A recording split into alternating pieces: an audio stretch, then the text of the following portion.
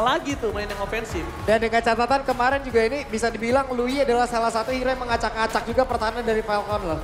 Onyx bisa sampai ke sini, itu juga bantuan Lui begitu mengerikan juga. Wah, Tapi sungguh mengerikan. Pak Pulung, apakah yakin RRQ dapetin poin kali ini? Gua yakin banget.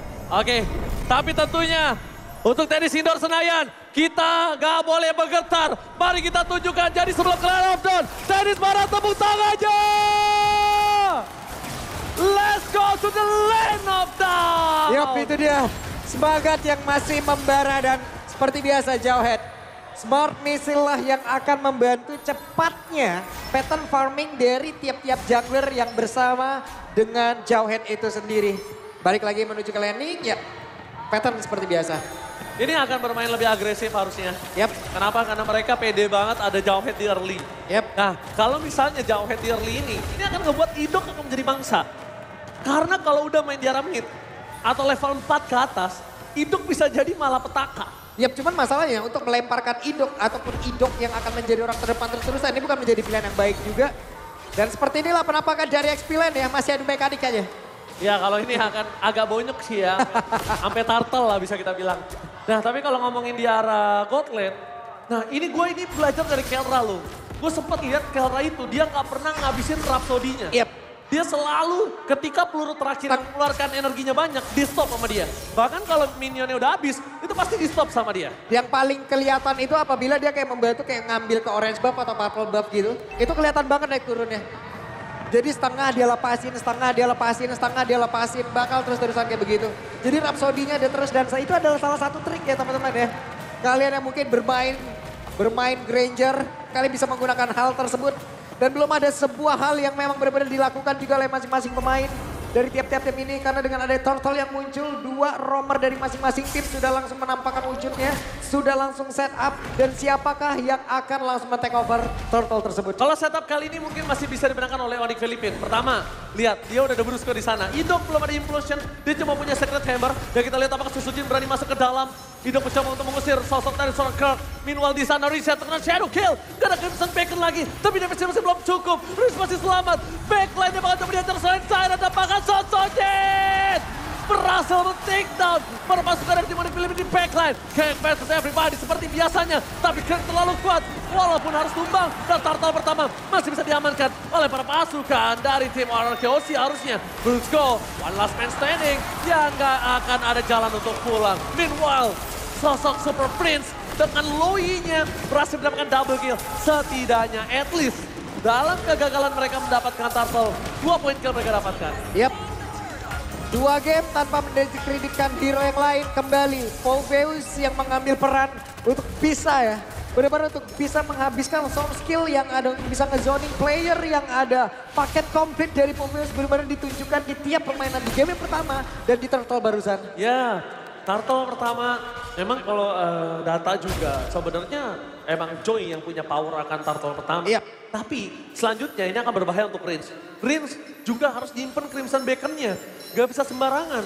Kayak tadi, ketika udah gak ada flicker, karena Crimson Bacon, dia gak punya jalan untuk pulang. Untung aja damage-nya King Kong itu gak cukup. Belum cukup tadi. Bayangin kalau damage-nya cukup. Rince tumbang, powernya jadi 4 versus 5, itu gak akan adil untuk para pasukan dari RRQOC.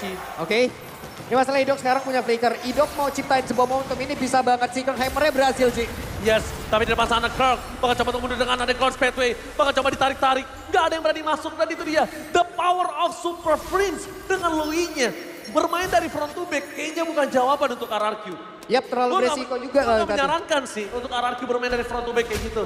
Flanking adalah jawaban untuk seorang Super Prince sih menurut gue. Terlalu berbahaya juga di depan umum tadi emang benar-benar kalau mau ngambil high loss. Walaupun tadi belum ada implosion yang keluar, belum ada flicker yang keluar. Modal dengan Secret Hammer, source damage dari rekan-rekannya juga belum cukup tadi. Gak mau dipaksain sebuah pemilihan keputusan yang cukup baik dari RRQ barusan. Yes, yes.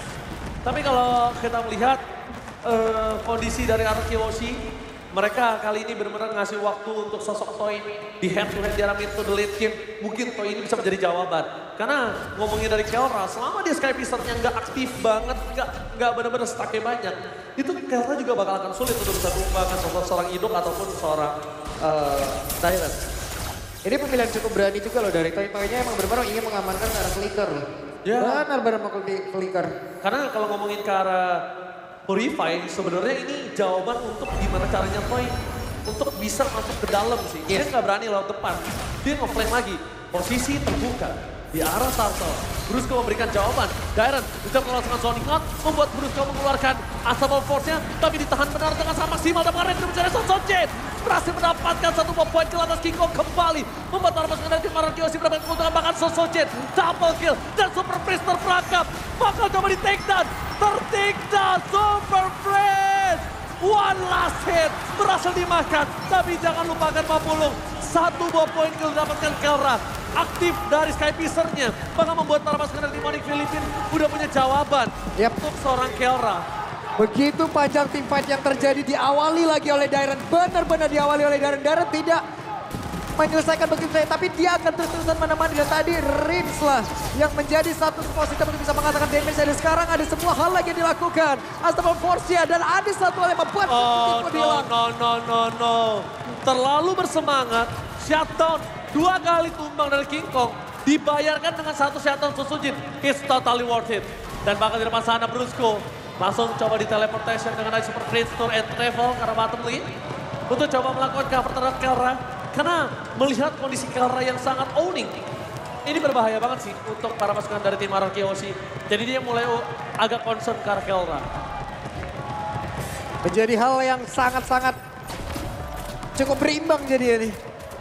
Dari perolehan tadi network yang cukup banyak loh networknya tadi. Dan sekarang hanya bertelepon sekitar 1100 dan ada kesempatan lagi di bagian bawah. Tapi Kelra. Itu dia Kelra. Sekali dari Skypicer-nya udah aktif, udah menyala. Dia bakal langsung mengeluarkan jurusnya. Dia langsung ada shadow kill ke arah tengah dan Riz. Crimson Bag save the day for this time. Dairon sedikit melakukan cover terhadap sosok seorang Riz. Bayangkan gak ada Dairon. Itu sekalipun ada absorb damage dari Crimson Bacon itu gak akan berguna. Dan ini dia. Satu sosok orang yang cukup mengerikan harusnya. Dari tim Mararkyoshi udah mulai paham harusnya kalau Kelra dengan Granger, dia safety banget mainnya. Pasti ada di ujung berung dia. Di ujung berung, cuman masalahnya sekarang Toy juga ya. Toy bisa dibilang dari sisi leveling Toy sangat-sangat baik sekali. Dia bisa mengamankan begitu banyaknya juga dari wave minion yang ada. Dan sekarang mereka yang memfokus lagi di area Delta Turtle-nya. Barusan dengan Lantern Flare yang memang keluarkan ini dia. Itu blessing duel from Toy. Memporak-porandakan backline para pasukan dari tim Onyx Philippines. Sosojin mencoba untuk melakukan eksekusi. Tapi Rinsya langsung melakukan following damage. Berhasil mendapatkan curve. Membuat para pasukan dari tim Mararkyoshi mendapatkan 4 point kill. Dan juga bahkan tim Onyx Philippines harus kehilangan turtle mereka. What a implosion from Idol. Finally, momentum hero yang kita tunggu dari Idol sudah memberikan jawaban. Di-grillkan implosion yang begitu baik mengawali semuanya, menghabiskan 4 player sekaligus. Wah gila, Idol make a move. Gambling yang sangat berani dengan melihat tidak adanya Purify di tangan dari tim Onyx Philippines. Dan ini dia ada instant replaynya. 4 player tadi emang benar-benar semuanya kena. Ada beberapa player mencoba untuk kabur tapi semuanya udah on position gitu. Bahkan pergerakan dari Toy yang mungkin cukup jauh. Yes. Let's go langsung blazing duet ya. Itu dia blazing duet turunan legacy dari sosok seorang Skylar yang diturunkan ke arah Toy kali ini. Benar-benar membuktikan kalau Toy mampu untuk catch up dengan gameplay yang dimiliki dari tim Mararkyoshi. Luar biasa permainan dari tim Mararkyoshi. Mereka tinggal ingat di game yang pertama mereka juga owning. Tapi comeback terjadi. Jangan sampai hal itu terjadi kembali. Dan untungnya Kelra dari Skypicer-nya kali ini udah terkena 1 kali pengurangan. 1 pemotongan ya? 1 kali pengurangan. Oke, ada pemotongan terhadap dari Skypicer. Cuman sekarang mereka juga benar-benar harus aware lagi ya terhadap perpindahan tempat. Mereka juga harus aware bagaimana menjalankan lagi dari wave minionnya. Mereka punya cloud, mereka bisa manfaatkan itu. Mereka bisa menghancurkan lane atas mereka lalu lari ke tengah lagi. Itu seperti apa? Cuman dengan adanya pergerakan dari ini Super Prince. Ini bisa ada di mana-mana loh. Nah late game-nya yang mengerikan. Kenapa aku bilang tadi jangan sampai mereka terlena dengan kemenangan 2.000-3.000 gold ini. Karena ingat masih ada Hayabusa, masih ada Loui. Ini Loui-nya untungnya nggak pakai Purify. Jadi satu tuker, Idok tuker Loui bener-bener worth it banget. Gak bakal Gak bakal ngerugi untuk RRQ, bahkan Onyx Philippines yang akan ngerugi. Dan yang aku agak khawatirkan adalah kalau Super Prince Tour and Travel ini dipakai untuk split pushnya Hayabusa. Itu yang worry. Waduh. Sulit juga tuh ya. Iya sulit juga makanya. yang bisa nahan siapa? Toy atau enggak Dairen mungkin. Kecuali memang mungkin ada item-item yang memang bisa menahan itu semuanya juga. Entah Winter Crown nanti memang sudah ada. Dan kemudian ini menurut gue ini Winter Crown udah paling enak juga untuk Stoy. Oke, tapi di depan sana para pasukan dari tim RRQ Hoshi udah ngebuka badan menuju ke arah World yang terhormat. Meanwhile, para pasukan dari tim RRQ Hoshi akan mendetek di mana Super Prince akan melakukan teleportation. Diversion yang belum terlihat dari seorang Riz. Kelihatan Super Prince-nya, one by one situation. Bakal coba di cover, Lot tidak dapat pada cover. Cukup Idol! Blazing duet from Toy! Again! 2-point kill! Didapatkan tanpakan! Triple kill! Maniac masih terlalu jauh. Lord bergerak ke bottom lane. Susujin tidak akan tinggal diam. Dan ini dia. Salah satu legacy. A blazing duet from Toy. Di following up dengan sangat mahal oleh perpasangan tim RRQ Hoshi. Ya, ini dia akibatnya membiarkan pergerakan Idok mencoba untuk bisa mendekat dan Idok berhasil, Idok flicker, Idok implosion. 2 player atau 3 player benar-benar tidak bisa melakukan banyak hal. Toy sebagai sang eksekutor dan satu orang yang begitu luar biasa pula. Yes, dan sekarang untuk Super Prince gak boleh lagi berdekatan. Shadow kill menunjukkan seorang Rage ya. Masih mendapatkan 1 point kill. Setidaknya 1-2 point kill didapatkan oleh King Kong. Walaupun itu tidak terlalu berarti banyak. Dengan gold yang sudah diuntungkan oleh tim RRQ Hoshi. Tapi satu hal yang mereka harus pahami adalah Super Prince gak boleh lagi kedetek. Super Prince gak boleh lagi berdekatan oleh para pasukan dari tim Onyx Philippines lainnya. Karena ketika Idok melakukan initiate power, satu-satunya yang menetralisir dengan cepat itu Super Prince. Dan kalau Super Prince-nya kena, jujur Onyx Philippines gak punya power dobrak lagi. Iya, masalahnya dari tadi juga positioning yang dimiliki oleh beberapa damager yang dipunyain oleh Onyx PH. Mereka udah ada di belakang, Ji. Memang di satu sisi mereka membiarkan barisan terdepan dari RRQ Hoshi itu mendekat. Dan itulah yang terjadi apabila ada momentum yang baik, Idok memiliki insting yang begitu mengerikan. Iya. Insting yang dia sangat berani untuk ngebuka vision, berani untuk ngebuka badan. Idok mau bonyok, Idok mau ke pick off itu gak masalah. Gak masalah. Tapi storm skill yang dia inginkan, yang dia mau sampaikan kepada pemain Onyx Philippines, yang penting itu sampai dulu. Dan lihat di depan sana, sosok para pasukan dari tim RRQ, mereka melihat di mana Kirk berada, nanti bisa dikeluarkan bersama para pasukan dari tim RRQ lainnya. Mereka memaksa mendapatkan Kirk, tapi yang sudah dipastikan tidak ada Glorious Pathway. Sebenarnya kalau Glorious Pathway aja yang keluar, menurut aku enggak masalah untuk Onyx Philippines. As long enggak revitalize. Karena revitalize ini yang akan sangat membantu mereka di saat adanya Pit Lord selanjutnya. Yap, karena kan positioning yang begitu baik dari RRQ sekarang ini harusnya ya menjadi sebuah hal yang sangat susah untuk Brusco bisa nge-pick up siapapun. Salah satunya. Sementara sejauh ini, Idok Lane menjadi orang terdepan. Dairen ingin dilemparkan di Victor bukan hal yang baik. Idok ingin dilempar bukan hal yang baik. Ini yang harus terus dipertahankan oleh RRQ selagi begitu banyaknya damager yang mereka miliki sekarang lagi dalam keuntungan yang begitu besar. Benar-benar besar walaupun di satu sisi ya, itemization yang dimiliki oleh Granger itu udah hampir full juga. Yes, dan kali ini menuju ke arah Pump yang bakal coba di zoning. Rins, ingat dia nggak boleh sembarangan untuk membuka badan. Oke, gue tahu dia adalah salah satu metal detektor untuk RRQ Hoshi. Tapi lihat King Kong. Di mana King Kong berada untuk berhasil melakukan clear ini wise banget. Satu buah momentum yang bisa didapatkan King Kong laning jauhnya itu didorong terlebih dahulu. Wow. Dengan ada dua quiz diambil, War X sekarang juga udah diambil oleh Kelra tapi... Kotil? Oke, Kotil. Mereka mencari di mana seorang Susujin tapi ternyata sayang sekali.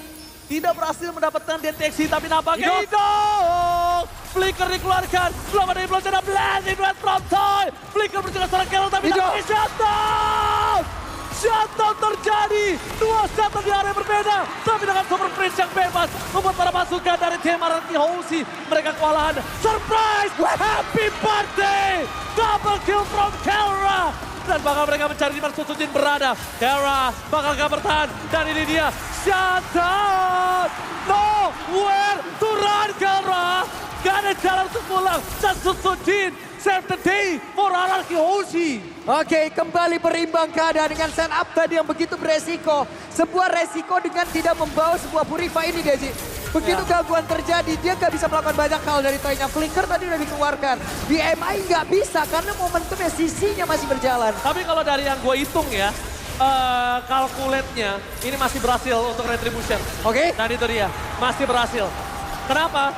Karena sedikit aja terlambat dari seorang Susujin nge-dealer damage atau dia ngebuka Lord, itu dia bakal telat. Gue pastikan Super Prince bisa dapetin Lord. Itu hampir Kalau loh tadi. dari Susujinnya telat aja buka Lord dikit. Itu tadi udah dihantarkan lah itu loh. Udah travel udah jalan loh. Udah arrive dia tadi di situ, Ci. Yes, benar banget. Tapi lihat, dengan 5 pasukan dari tim RRQ Oshi, mereka mencoba untuk mendorong di 3 lane yang berbeda. Meanwhile, one by one situation dari bottom lane. Pak Produser boleh lihat ke arah bottom lane, masih terbagi. Dan Susujin mencari di mana King Kong berada. Ditutup begitu saja. Recall menjadi sebuah jawaban. Mid lane target utama mereka. Ada Super Prince di sana, free hit, dan Dairon versus everybody. Masuk lebih dalam. Damage dan Ido gagal mendapatkan siapapun. Hanya Prince di depan mata. Free hit dan Ido. Para pasukan dari tim RRQ Oshi. Mereka bakal coba dihantamkan pulang untuk ke arah belakang. Sky Pisar dari Kelra masih menyala. Defensif yang sangat kuat. Dengan adanya Loui, Kelra, dan bahkan hanya Kirk menjadi tumbal satu-satunya. Ini menandakan RRQ Hoshi harus udah dalam sedikit kondisi lampu kuning. Ini sedikit terburu-buru loh. Apa yang dilakukan oleh RRQ Oshi barusan loh. 2 Winter Crown tadi benar-benar kepake. Begitu banyak source steal dan mereka tidak mendapatkan hal yang begitu baik. Kecuali dengan 2 best turret ini. Ini adalah standar dengan adanya Lord yang udah diambil. Selebihnya ini menjadi sebuah kerugian. Tapi semenjak adanya Lord yang berubah ya, menurut gua pribadi, Lord yang di 18 ke atas itulah nanti yang akan berubah segalanya. Yap, wajib ditemenin. Iya. Dan sekarang kondisi yang gua lihat, RRQ Oshi udah masuk lampu kuning, dia udah mulai sadar dengan owning gold yang banyak dari dirinya aja. Mereka nggak bisa nembus ke 3 base turret. Apalagi nanti ketika dari tim Onyx Filipina bakal drag game ini ke late game. Karena balik lagi kalau kita bisa lihat Sky Pisar, gue nggak tahu ya Sky Pisarnya Kelra berapa. Maybe around 40 something lah. Yep. Harusnya ya. Itu tadi Ji yang udah gue bilang, dengan adanya Lord tadi yang udah berhasil mereka amankan, dengan base turret yang bisa dihancurkan, itu adalah standarisasi dengan adanya Lord tersebut loh. Selebihnya harusnya mereka bisa mendapatkan keuntungan, entah itu poin kill atau yang berlebih lah, atau mereka bisa mendapatkan hal yang lain lah. Tapi mereka tadi malah mendapatkan sebuah kerugian yang begitu luar biasa loh. 2 Winter Crown digunakan, 2 hero berhasil diambil. Oke, tapi nampaknya dengan ada Council Gaming Torrent Travel Wind of Nature, that's the name of this time. Gagal untuk mendapatkan point kill dengan ada Rose Gold Panther gak bisa menyelamatkan seorang Toy. Tapi Brusco juga tumbang menjadi satu buah korban jiwa. Para pasukan dari tim RRQ Oshi mulai coba mundur. Dan King Kong, Shadow Kill, Sandwich Gaming, again Kelra. Dengan ada permainan Sandwich berhasil mendapatkan 2 dan bahkan 3 pemain dari tim RRQ Oshi. Happy birthday, Super Prince, Tour and Travel berhasil mengantarkan 2 point kill untuk tim Onyx Filipina, bahkan 3. Masuk menit hampir 18, awareness yang dimiliki oleh RRQ Oshi mereka harus meningkatkan berkali-kali lipat. Ada Super Prince dengan Luyi-nya, bukan user dari Luyi yang biasa-biasa, tapi ini begitu mengerikan. Dan positioning yang emang mereka lakukan barusan, pergerakan mereka lakukan barusan, ini mimpi buruk banget. Oke, Susujin, damage-nya terlalu sakit, mencari di mana King Kong berada, tapi Kelra, one by one situation, gagal untuk mendapatkan Kelra, masih ada Immortality, jatuh terjadi, baik time yang dilakukan, tapi lihat Super Prince mencoba untuk mundur dengan Super Prince Tour and Travel-nya. Oke, mereka berhasil mendapatkan Kelra, tapi ada satu Lord, satu objektif yang harus mereka hilangkan lagi. Bukan Lord yang biasa-biasa saja. Lord dengan defense yang Beda begitu tinggi. Ini beda Lordnya. Tapi Toy masih ada Wind of Nature. Masih punya Rose Gold Meteor. Tapi itu hanya mendapatkan Kirk. Tidak cukup worth it. Kikung di depan sana. Bahkan coba melakukan following update. Bahkan Brusco bakal menjadi pada para pasukan dari tim RRQ Oshi. Dan Susujin. Targetnya menunjukkan Super Prince. Gagal mendapatkan satu momen gerak. Blazing dan Drop Toy. Mencoba untuk mempura-pura dengan para pasukan dari tim Onyx Filipina dan fokus ke Rabes. Sang Raja berhasil mengeksekusi di game yang kedua. What a play from RRQ Oshi. What a intense team fight from RRQ Oshi. Mereka tidak akan memberikan waktu yang cukup lagi untuk Onyx Filipina bisa membalikkan keadaan karena adanya Lord yang mereka ambil. Mereka ambil resiko tersebut. Mereka tempuh jalan yang sulit. RRQ Oshi, game yang kedua. Wow, gua gak expect banget. Toy berani banget untuk masuk. Berani untuk nge-deal damage karena base turret. Gambling yang dilakukan benar-benar sangat berani. standing applause untuk keberanian para pasukan dari tim Anarchy Hoshi yang gak mau ngelepasin sedikit pun kesempatan. So, tanpa berlama-lama kita langsung lempar ke Golius dan juga Science Reporter. Thank you so much Oji dan juga Pak Pulung dan Golius dari tempat kerjaan yang perkara bersama dengan Yasu dan Pak Ape kali ini. Pak Ape, gimana ini rasanya tadi Anarchy udah menangin game yang kedua? Keren, bangga, dan ya memang udah seharusnya kita menang. Wow, so he thinks that it's cool, it's very proudful for Pak Ape and it's time today win. Well, I have a question for you. Looking around me, you can see thousands of RQ Hoshi fans who are looking forward to take the first international. But throughout this camera, right in front of you, in the center of it, you can look in the eyes of millions of RQ Hoshi fans. What would you like to tell them? Ini waktunya kita, bukan Onyx. Whoa! It's RQ time, not Onyx. Okay, I think that's done. Thank you so much, Bapak. And let's throw back to the panelists. Wow, what a bold statement dari Pak Ape. Selamat datang ya Pak Ape ya. Selamat datang. Ya, dan di game yang kedua, resiko besar tadi memang dipilih oleh RRQ dan akhirnya memang high risk, tapi rewardnya juga besar yang bisa mereka dapatkan ya end the game. Loh, game 1, Onyx Philippines melakukan hal yang sama kayak game kedua tadi. Iya. Ya kenapa enggak juga gitu loh. Karena menang kuantitas kan. Mau gimana pun dapetin Lord Evolve segala macem, apalagi Lordnya nggak commit ya. Iya. Itu udah pasti bakal ngerugiin banget. Ya, jalan yang jauh juga dan ya nice juga untuk Sutsujin tadi ya. Yang dikala teman-temannya mungkin terpick off tapi dia sanggup untuk dapetin core intisari dari Onyx. Wah Kelra. itu. Kelra. Kelra. Sempat tuker Immortality, ada Rose Gold tapi ternyata nggak berasa ya. Gak cukup. Tetap tembus, ada Divine Glaive soalnya. Nah, itu dia, tapi tetap ya harus respect sih gue rasa sama Lui ini. Ini tetap jadi sumber masalah loh. Mau apapun yang terjadi, Lui ini tetap ada play yang dibikin sama dia. Momen yang diciptakan. Ya apalagi tadi pas Sutsujin yang megang Lord, itu kan udah ada tele ya kan ke rumput tengah yang Iya. depan Iya, Lord iya, itu iya. hampir juga. Tapi ya Itu ngeri sih. ngilu kan. Karena lampunya Hylosnya lagi nyala soalnya kan. Iya. Udah gitu ratingnya tadi agak sedikit. Pas Ya, sisa kecepatan. Pas sisa 1 HP. banget. Betul. Ya tapi kita ngelihat bagaimana ada yaitu delegasi dari Scalar dengan satu signature pick-nya juga itu Cloud. Dan kita Oi. juga tadi pas lagi draft pick udah setuju ya kalau Cloud adalah hero yang paling bagus.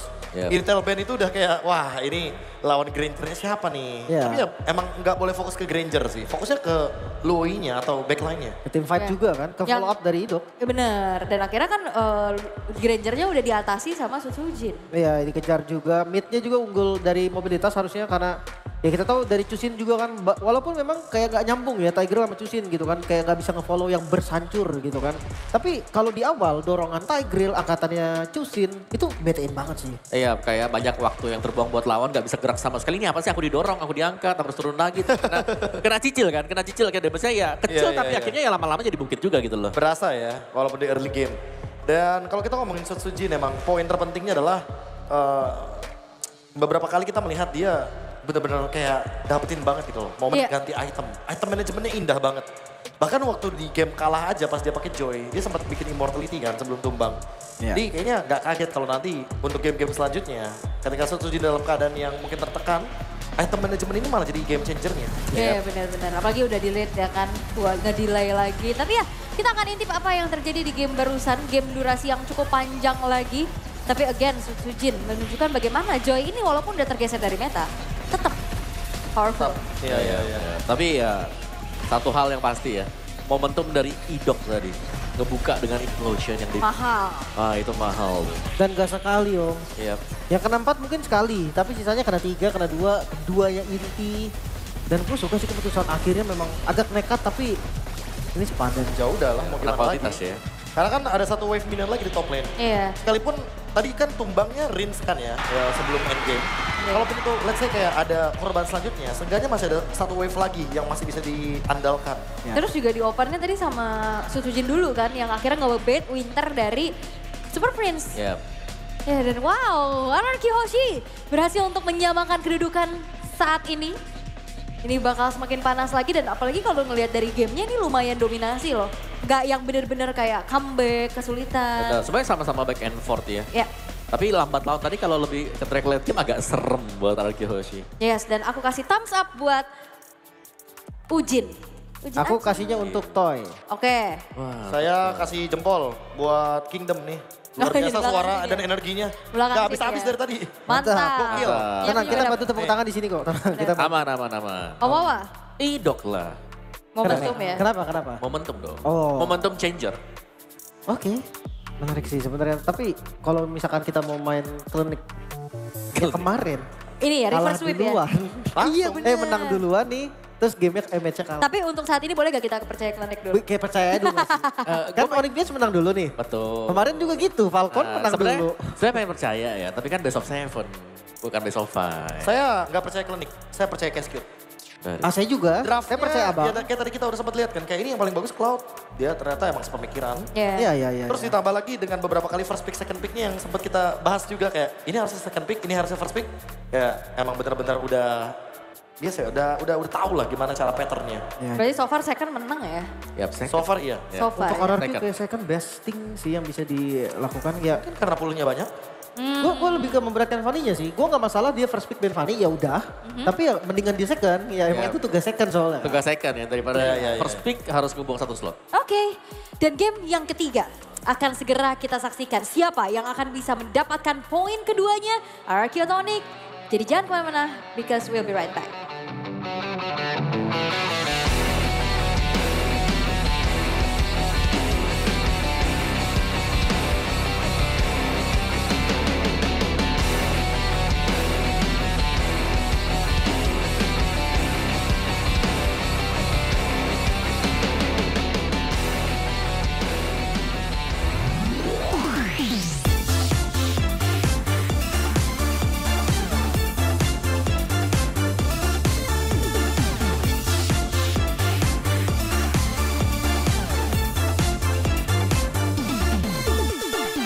Lelahku yang semakin memuncak, hidup berjalan bagai roller coaster. Diterpa masalah membingungkan, ingin ku teriak sekencang-kencangnya.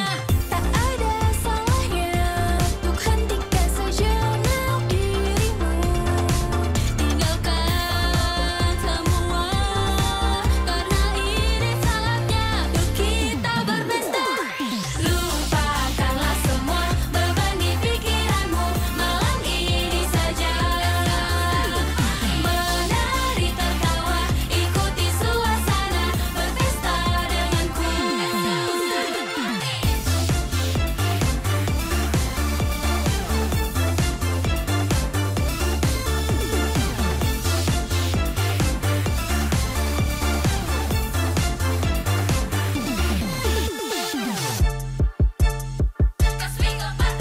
Say to those with the problem, come here, turn the other level body, dance in the party, no dreamy, ini pasti bukan mimpi. Ya, lupakan semua masalah yang ada, terluka kecewa itu hal biasa. Forget the pain, come loving again and say party. Konnichiwa. Waktunya party, malam ke pagi, dansa atas lantai hingga hari berganti. Ini waktunya party, malam ke pagi, gelas di udara dan bersulang nikmati. Tak ada salahnya untuk hentikan saja.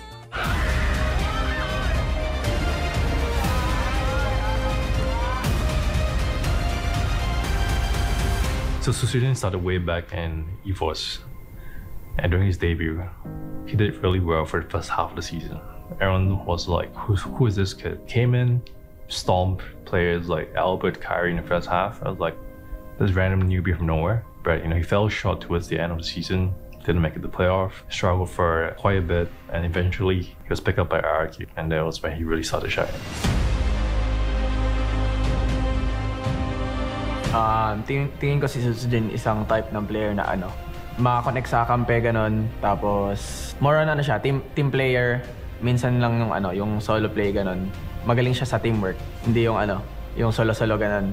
Tapos sobrang galing kasi talaga niya kumonect sa kampe. Kaya tingin ko malaki din yung impact niya sa scene. Bener jago banget sih main Hayabusa. Parah.